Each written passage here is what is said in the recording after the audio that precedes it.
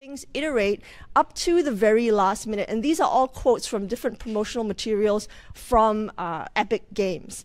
It's not only immersive, but it is interactive. And, you know, quick shout out to another collaborator that I have, Paolo Rufino, who last year very generously curated, you know, a game engine cultures workshop that brought together artists, architects, and academics to discuss what the ramifications of video games as software frameworks are.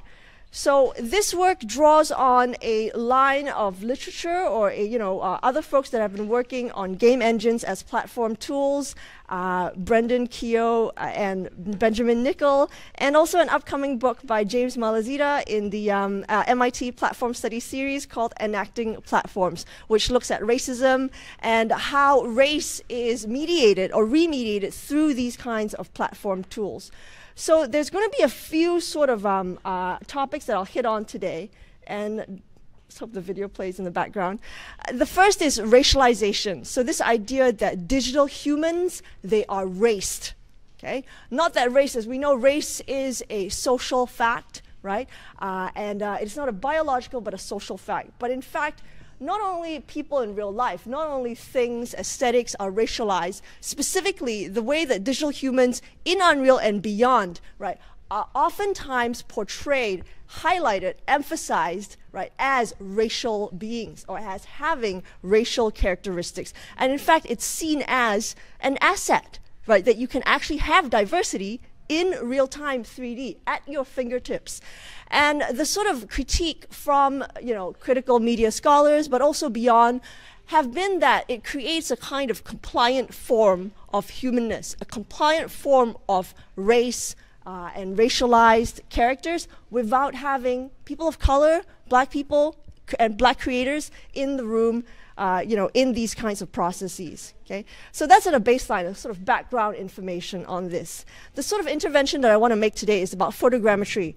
So photogrammetry is a key part of not only the selling point, but also the way that digital humans in the meta-human creator are blended. And here, blend is a key term because it's blended from what they claim are, or what they describe as photogrammetric scans from, and they emphasize this, real people. Okay? So there is a kind of truth claim that is being made in the pipeline, but also in the sort of epistemology of photogrammetry, which is increasingly not just in the meta-human creator, but is increasingly powering, right, increasingly larger worlds in digital content creation and especially in video games.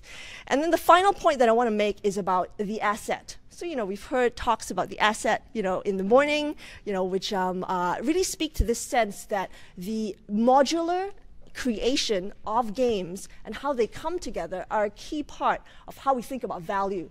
It's value that's being strung together in different ways, but they're not strung together equally, right? What is core and what is periphery? This is a political kind of question that needs to be addressed and needs to be analyzed within these sorts of systems. So, the first part of my talk is about the racialization of digital humans, something that's done in the meta-human creator, but also beyond.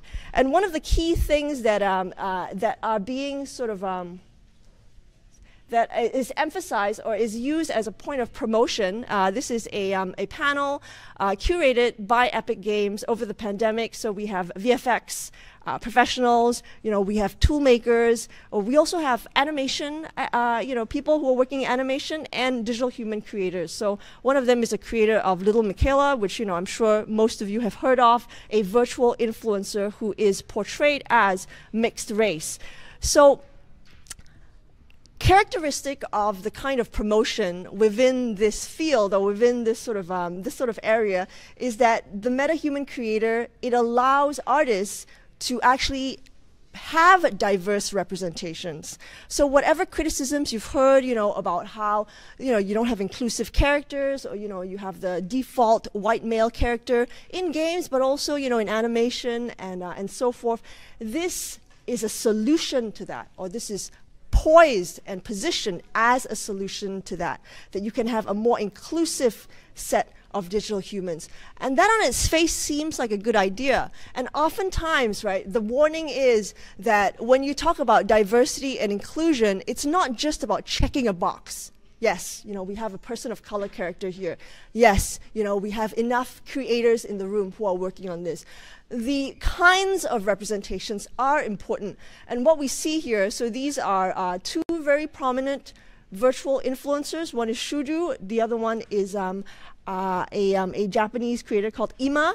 And you can see that, these are very familiar tropes, right? One of them is a primitivist frame, right, of portraying, for example, black and black African women, right, with the accessories, but also, and here's very clear, with the background. The background is that of an abstract setting, right? And what it does is that it essentializes race, right, in a way that is very characteristic of primitivist racism, right, as being, as Edward Said said, locked in a kind of essence with no past, no future, and so on. And the same thing is going on, or a diametrically opposed thing is going on, right, with Orientalist racism, in which there is a lot of ornamentation, where Asiatic femininity especially is seen as an ornament, as an extra, as an add-on, or needing an add-on, right? Think about the way that the hair is portrayed in these two virtual influencers. And also, another thing that's of note is that these virtual influencers, as well as the clip that you saw playing in the background earlier, there are always shots of close-ups, of lips, of hair, of eyelashes, right? All these are exactly what racial classification does, is that it breaks down, it modularizes, it turns into an asset, different aspects of a human body, right? Even though these human bodies are mediated, there is still this sense of showcasing, on the one hand, its sort of graphical fidelity, right? But on the other hand, right, a sort of a fetishizing of race in these terms. So Francesca Sobande, as well as other scholars of media, such as Esperanza Miyake, have analyzed these virtual influencers, and what they've argued and what they've suggested is that it creates a kind of compliance. It creates digital beings as compliant, and at the same time checking that box of diversity. So one of the key sort of things that occurred to me as I was analyzing this project, and I did have that sense of uncanniness, of a very familiar sense that was creeping up, right? As I watched these MetaHuman creator, promotion, and one of them was the 1990s Benetton United Colors of Benetton ad campaign, right? And this is actually a quote from a 1993 journal article about this campaign, and you can see how there are very strong similarities, not just in the ways that these digital humans are portrayed, but also in the kinds of racial atavism. So what does this mean? Atavism means a kind of, a claim to primordialism, a claim to a sense of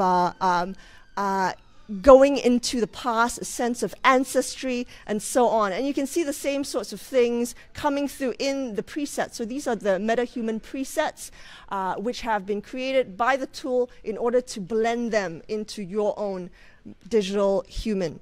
Human difference here is reduced to a set of simplified caricatures, a kind of archetype, in order for the tool to blend them. Right? You need to have pure states first, or a sense of pure states before blending them.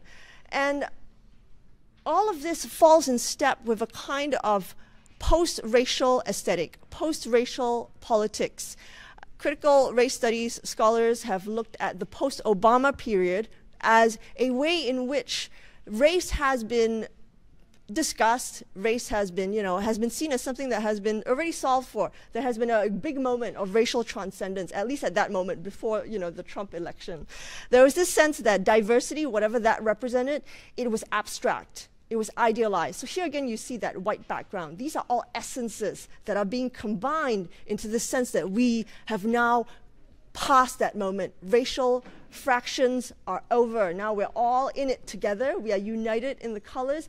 of this brand, for example. And they become emptied of these kinds of histories, social structures, as well as inequalities. A similar thing is going on here with the meta-human creator, with the presets, and the kind of ways that they are portrayed, in that they have this post-racial aesthetic that depoliticizes these digital humans.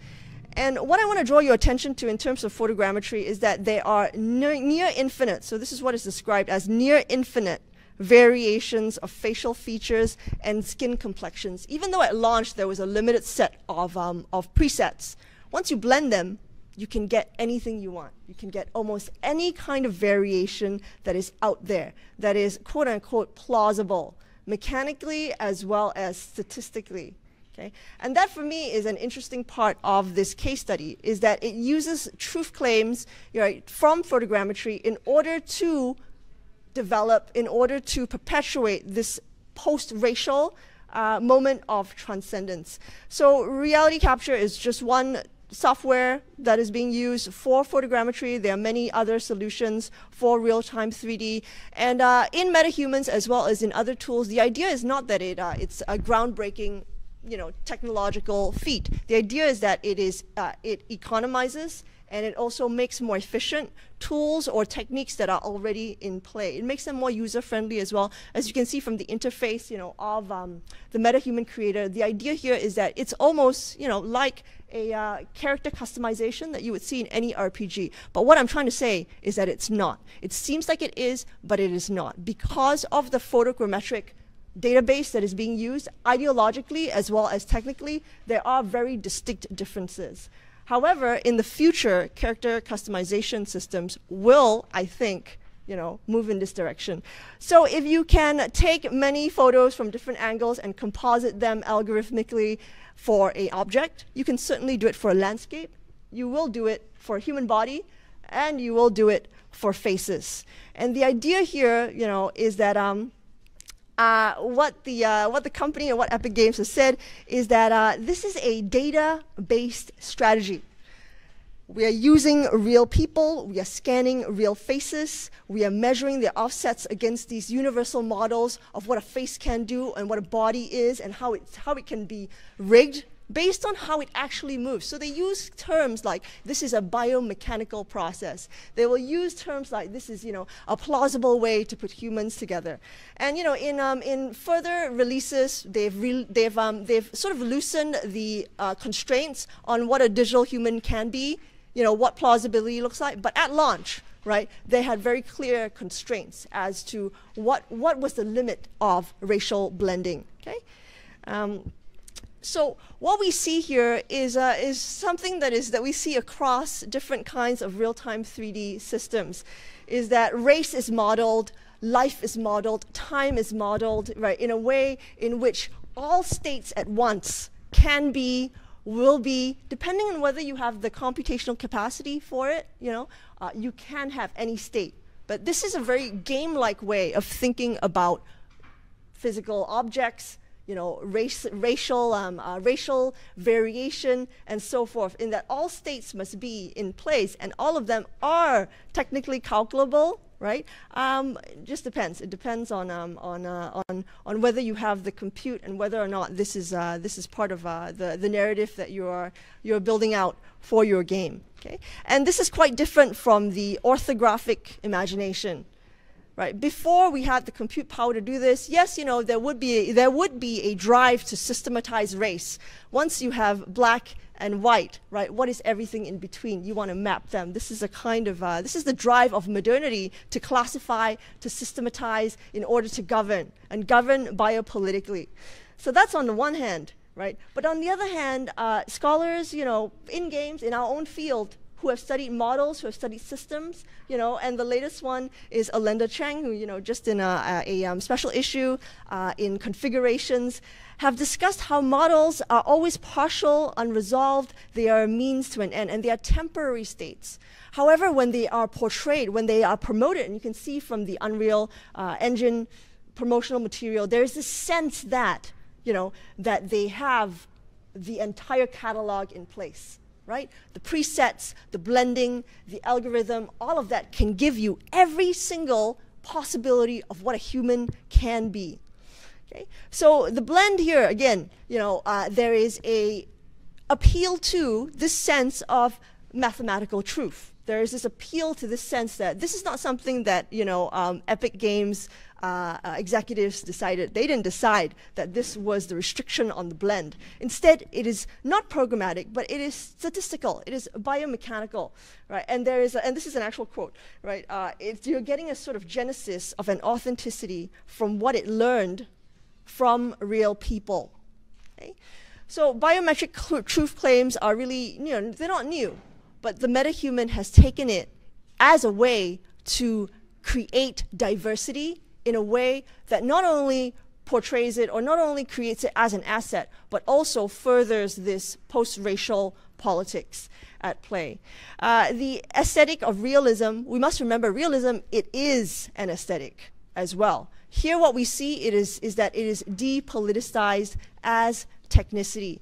And using or banking on photogrammetry as a technique, what is being ideologically put out there in terms of its promotion and in terms of the way that it's used, is that it's not remediating, but in fact it is only reproducing reality. So this is a sort of slogan that they use in much of their promotion, is that the scan data is the closest thing that you can get to a ground truth for the subject, the human subject, in 3D. And folks in other fields, such as critical data studies, have for a while now been criticizing how anytime you want to measure a body, right, you are using a legacy from anthropometry that has its roots and has a drive to classify humans racially. Okay? And that anytime you want to have a biometric system in place, it is never neutral or objective, contrary to what these execs are saying. Okay? And that they have been used historically as instruments of colonialism as well as criminalization. So what happens when we put all this into play, when we lock it in a black box, in this tool? We have a kind of relegation of diversity to an asset. Okay? And diversity here within critical race studies has a very particular sort of meaning. Diversity is something that, that is, it doesn't exist on its own. In fact, just like race has to be made and remade, so too with diversity. But first, let's get to the asset. So, in the study of games, we know that that the asset store, for example, in these engines, what they do is that they create, or they have been argued to create a kind of monoculture, right? What is it called? Design by marketplace. What is it called? Asset flipping. In that it creates these assets and it compiles them together in a way that has been argued to, in fact, impede expressiveness and impede how artists do what they do. Okay, and what we get from the social studies of finance is that the asset, right, beyond the way that it's used in the asset store in video game production, is that the asset is not really a thing, right? And an asset can be a thing and a commodity at the same time, as we see with the asset store, but it is more importantly a form. If you peel back the layers, the asset is a kind of techno-economic configuration. It is a way in which power relations arrange things, right, where some aspects of it have more power and are seen as more core and are seen as more stable, and everything else is something that you can just shop around for. Everything else is something that you can customize and tailor, right, at your whim. Okay, so these are just two quotes from the promotion that I analyzed. Our whole team spent years designing these databases and these rigs. So here, yes, 3Lateral, which is one of the units behind the MetaHuman created. 3Lateral has been very secretive about their photogrammetry process. That is true. But here we do not see an acknowledgement, of the people for whom these scans were taken off. And remember again, the presets are not actual people. They are composited. So even the presets themselves have been composited from scans of different kinds of people, right? And what we see here is is sort of the apotheosis of a kind of modularizing, of a kind of, you know, splitting up and putting back together of this thing we call race. Okay? And the real magic of what Epic has done, what is claimed, is that it's decades of work that has gone into creating these assets. So here, you know, we see a spin. We see a spin, right, on what the asset is. The asset is no longer the thing in the store. The asset is no longer the scan itself. The asset becomes the engine that composited it, the engine that puts it all together. So what happens, right, in this techno-economic configuration when we map race onto how digital humans are produced? We see that near infinite variations are mapped onto representations of people of color. We see that it is an asset, it is seen as part of diversity, and it's very unstable. It can be anything, and yet it's nothing at all. But what is stable? What does stay, you know, like firm in the ground? And what is the core, you know, thing that makes Unreal money, that makes, you know, that has been poured, you know, years and years of resources and time has been poured into these databases? That it is the engine itself, the rig itself. That's the core technology. That's what is universal, and that's what is stable. Okay, the beauty of the system is that these rigs, they carry along any face that you can make in a manner of human character, and that was amazing. So what we see is a core periphery model that, you know, in game studies, we have been critiquing for a long time, right? Why is it that the layer of sound, that the layer of, you know, image, the layer of representation is wrapped around what is seen as a core technology, right? What is at play here when we prioritize certain aspects of what is essentially a production assemblage? So the theme of this conference is, or the theme of today is liminality, and I really loved the expansiveness of how liminality, you know, on the one hand, yes, you know, it relates to a rite of passage, it relates to transformation, but also, you know, it relates to different ways of engaging with corridors, you know, that we saw in the walking simulator, in the sci-fi corridor presentation.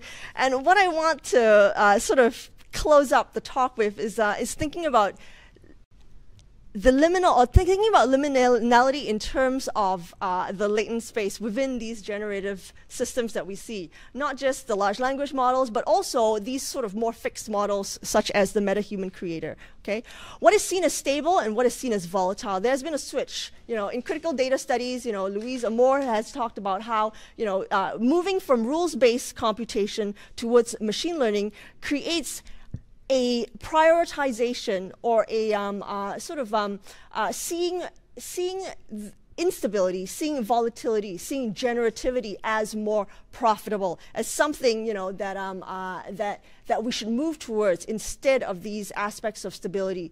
Okay, and whiteness, however, within these latent spaces are still there. So an example, you know, in this short piece, this is a short article, but, you know, I found it very useful. I use it for my students as well. It's this idea that that how, you know, in order to create a diverse sort of to you know, decrease the bias in, for example, generative AI outputs. What different sorts of companies have done, different systems have done. They just put, you know, the extra keyword, you know, in there without you knowing. And what that's done is that, what that implies is that whiteness is a latent feature of that data set itself, that it is so durable that it has to be, it's haunting the category of the human in this way. And thinking about latency is a really useful way for thinking about what remains, right? What remains, you know, when we think about these liminal spaces where anything, any face, any blend can be generated. And finally, thinking about diversity as in and of itself unstable. And it's not that it's been destabilized, because diversity in and of itself is a kind of, it's an ideology. It's an ideology that institutes, you know, the norm, the unseen norm of whiteness as something that, you know, that is sort of outside of the frame, right? All those, you know, the near infinite variation of that these digital humans can take, what is unseen and yet what is persistent, what is latent in these systems is the coherence of whiteness. And one thing that Schuller and Gil Peterson, who've discussed this idea of plasticity in race, have argued that plasticity is a very paradoxical state. It's something that's imposed onto racialized representations, racialized aesthetics, that it can be anything. It has to conform to outside pressure, but at the same time, it has to maintain a kind of coherence. So the same thing with the blend, the same thing, with the metahuman data set, is that there is a restriction on the blend in place, in that it has to remain coherent in order to still look like a plausible human being. Okay, and in this state, it can always take on a new shape, but in itself, it can never transform. It's always, and that's what plasticity, connotes, this idea of being molded into shape. Okay?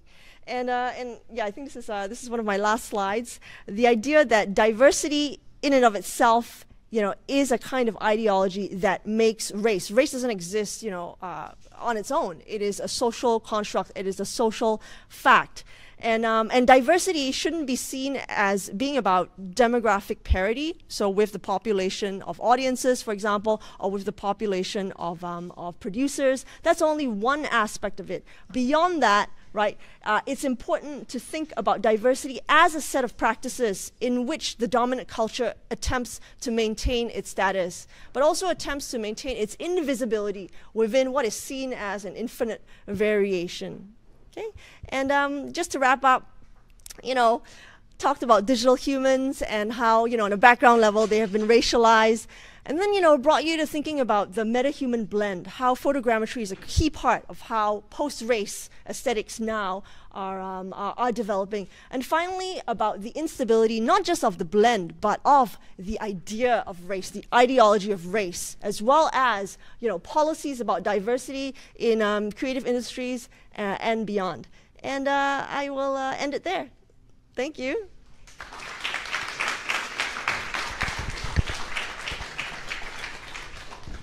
Right, thanks very much for the great talk. We have plenty of time for Q&A, so I'm hoping to see a lot of hands raising.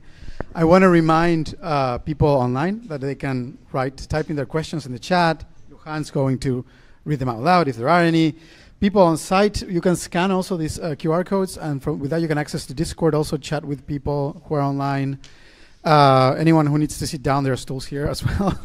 Anyway, I give you some time to think about your questions. And so what questions do you have or comments to Aleena? Yeah. Start here. Tom. Hi, Aleena. Fantastic presentation. I really enjoyed that. Thank you. I guess my question would be, where do you see agency? Where do you see resistance in this space? Can you be more specific?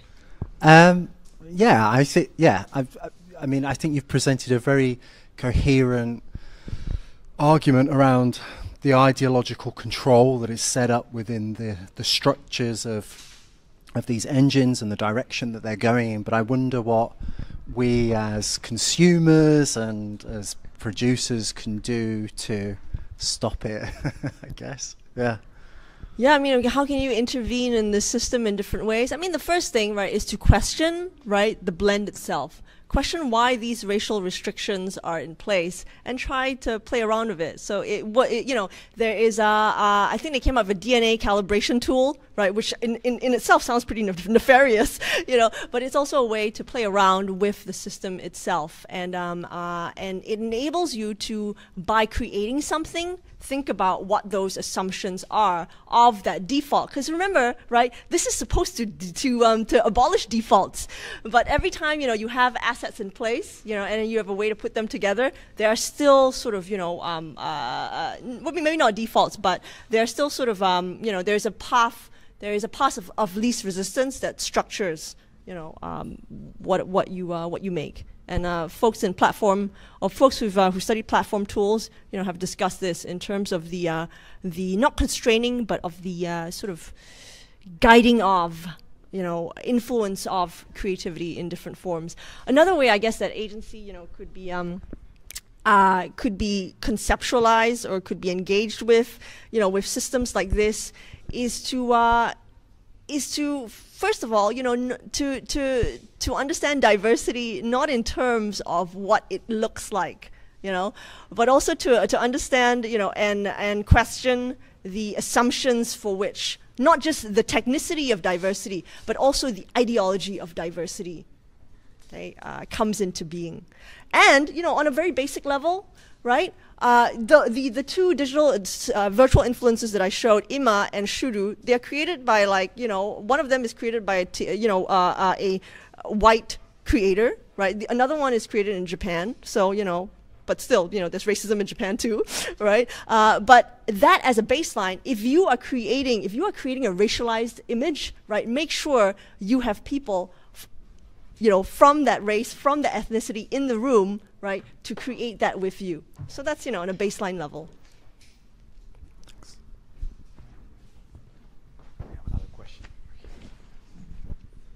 Thanks, Aleena. Fantastic talk, which made me think a bit about, I think it was a couple of years ago, details came out of this diversity space tool that Activision had developed with MIT, I think, where you had sort of parameters of difference, and they wanted to make sure their characters hit at least 3 or something.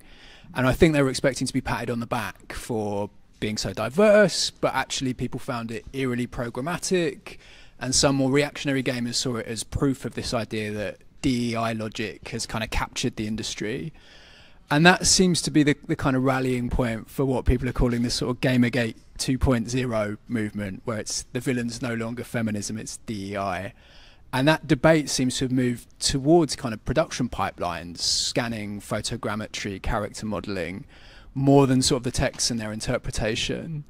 So I guess my question is, how do we sort of intervene in those conversations if you think we can productively, without seeming to come out on the side of diversity, which, as you said, is this hugely problematic concept that really maintains the status quo, if anything? Okay, so how do you intervene in these sorts of ways of thinking about diversity? Is to not think about it through techno-solutionist terms. That's the first thing, but also to think about it as a multi-pronged approach. So we're not saying that, that having more creators in the room, is, throw it out the window. No, it's important, but there are multiple ways to measure, to assess, meaningful forms of engagement, right? So, in my teaching, I talk a lot about the BFI as well as the Oscars, standards for diversity. Part of it is on screen, but a lot of it is also, behind the screen, right? These things, it's not to say that they're not important, but, in and of themselves as a checkbox exercise, that's not enough, right? And we see that as well in the tokenization, of racialized representations in games, as well as beyond as well, So that's something I think that can sort of push against those kinds of easy solutions. Thanks. What other questions are there? Comments? And actually, I just want to add one more thing to it. Okay, so it's related to Rob's point about sort of a solution for what is seen as a problem. We see this happening right now, or we've seen it, in this tool that you discussed, in Activision, was it? Did you say? In Activision, right? But you see the same sort of thing with how generative AI is being used for NPCs, right? It's addressing a problem in which players feel or have always wanted a kind of, like Tom said, agency over the game world. Okay, but is that a meaningful form of agency? If I talk to an NPC, through using voice commands, right, and it responds to me, with a set number of predetermined, and it still is predetermined outcomes, is that meaningful agency? So a similar thing. This is a way to sell things, a way to sell a tool, a way to sell a technology.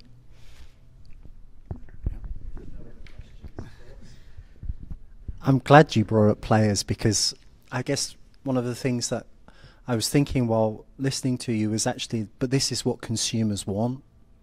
Ultimately, I think consumers want new experiences that are not necessarily real experiences, they are synthetic, and the authenticity of that experience is synthetic, and they know it and they buy into it for that reason.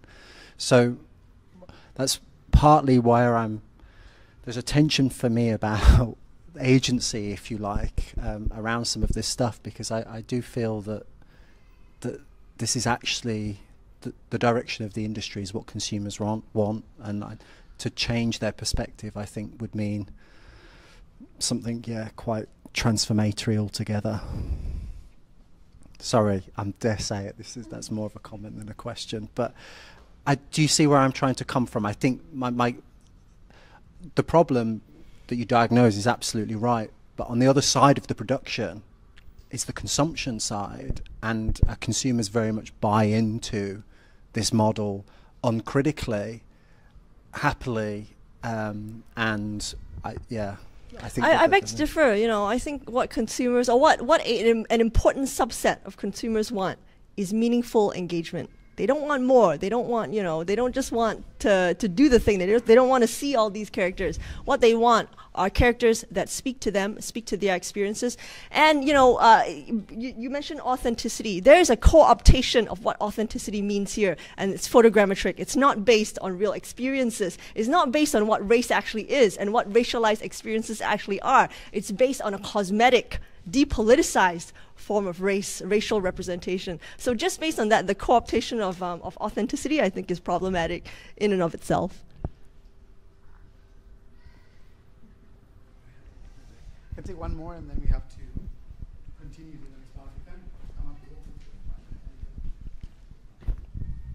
Thank you for your presentation. So you talked about how having so many representations of different races kind of hollows out the meaningful ways we can engage with these issues. And I think one of the things that AI does is that categorization. So it creates millions and billions of categories. And you also mentioned we can start to add some stories to this, so sitting with somebody who's going through an experience to then build these characters. And I just wanted you to, because AI can also slowly, gradually develop that as well. So how do we avoid this empty, things becoming empty through the automated process you're describing? Because AI can also bring those stories. You can choose this skin and this is your history. This is why you have this scar, or this is how it can bring that. Because at the moment, the categorization just only looking at capturing parts of my skin, parts of your skin, and then I can assemble them myself. Right? And it can bring narrative later down the pipeline as well. So I'm just asking you, how do you think me as a player can then engage with this that goes beyond this? That it's not about what technology offers, but it's about how I change it. I don't know if that makes sense.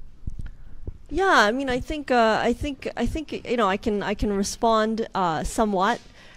So what my response would be that these tools, they're not the be-all, end-all. So it's not to say that you can't create, meaningful representations, right, with these tools if you use them in a way that is thoughtful, and if you use them in a way that goes against the grain of what they're supposed to do. Do you see what I'm saying? So, a similar thing, could be in play as well, when you think about the way that that generativity in different kinds of systems are creating a plethora of experiences that seem like they are not designed, right? But that there again is the sort of that's kind of what I was trying to bring to the fore, is that it does not seem programmatic, but it certainly is based on a database that has been designed, a rig that has been designed, an engine, right, that continues to be designed and updated, right? So whatever you think as depolitical or depoliticized, right, that is generated, it is in fact not. It is in fact an assemblage of different kinds of politics that were put together, but have been made to seem as part of what was captured in reality. So that's that's how I would address that. But obviously, I don't know what the future will hold. And in fact, the take up of these NPC, AI NPC tools, I don't know. Maybe people do want them, but I do know people who don't. And I do know people who will push against it and who will question it in different ways. And at the end of the day, this is a space in which does the majority always win? No. That pockets of resistance are meaningful in and of themselves. All right, I think those are great closing words. Thank you very much, and thanks everyone for your questions. Thanks, Aleena. Awesome. So we're moving on to a panel now by the Counterpoints collective. I will invite the panelists to come here to the front and sit down, take up this space. Yeah.